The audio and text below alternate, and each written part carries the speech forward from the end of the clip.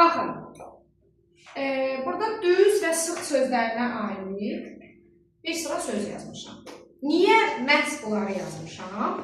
Çünki bu iki sözün digər sözlərə nisbətən amonimliyi bizi daha çox incidir, narahat edir. Bunların amonimliyi var.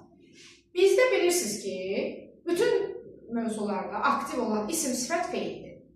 Düzdür? Hər şeydə aktiv olur. İndi bunların amonimliyini ayıraq, sonra bunların eyni köklü olub olmamasını da aşkara çıxardaq. Baxın, düz söz desəm, düz söz, bu olur sifət. Düz danışmaq desəm, danışmaq. Bu da olacaq zərf.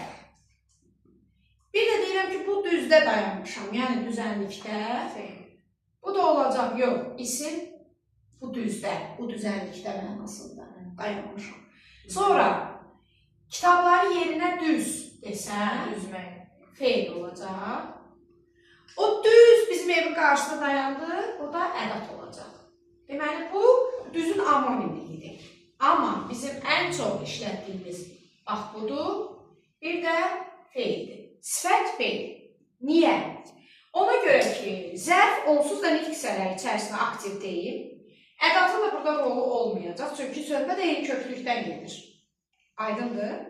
Eyni köklükdə də leksik şəkildə iştirak elədiyinə görə ədatda köməkçi nitq hissəsi də onun leksik mənası yoxdur. Deməli, o da avtomatik çıxacaq. Zərf də aktiv deyil, bu da çıxır. İsim olması da onların içində verilə bilər. Amma sən onu rahat tapacaqsan ki, bu həmin düzdür, düzənlik mənasında, luqada tipa. Onu sən rahat tapacaqsan.